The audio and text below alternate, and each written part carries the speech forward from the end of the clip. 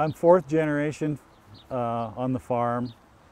My family started in Loveland early 1800s, and this farm here was given to me by my great-grandmother, believe it or not. And it's been just passed down generation to generation. And the biggest impact for me myself is going to be the train traffic and the truck and road traffic.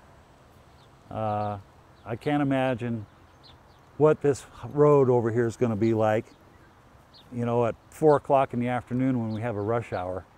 The trucks will be lined up clear to my house. I would like to ask each one of those people individually, and I want the total truth, would they want that in their backyard? I don't think they would. You know, and I know it's involving a lot of money for some people, the landowners, and I can't knock them for wanting to make some money on their properties. But there's other locations that these things can be put in. Kodak over here, Milliken's got some industrial areas. I can't believe that they're going to put it next to a housing development. And as you can see behind me, the cornfields and the wheat fields and the hay fields just surrounds us. And my biggest concern is those poor people over there on that hill. You know, those people built those homes, multi-million-dollar homes in some cases, to look out all over this property.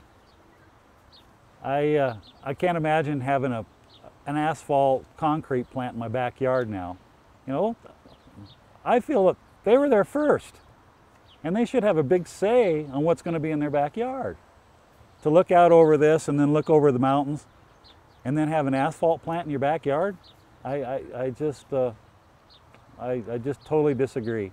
My plan is to continue this farming here in this area and hopefully pass it down to my children so they can pass it on to their children and to keep it up.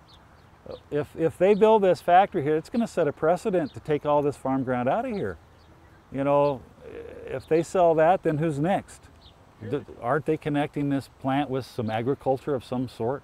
I can't see that there's any at all. You know, I've seen asphalt and concrete plants. You know, most of them that I've seen are nothing but junky pallets and weeds and broken down fences, and you know, they can say that they're going to make it as pretty as they want, but I really don't see that that's going to happen. You know, they're going to build berms, and you know, how high do you going to have to build a berm to cover a 200-foot tower? I mean, that's just impossible. I would rather look out over a cornfield and a hayfield than I would an asphalt plant. You know, I bet you asked, well, I don't know how many, there's probably 150, 200 people over there in that housing development, and I bet you every single one of them would agree with me.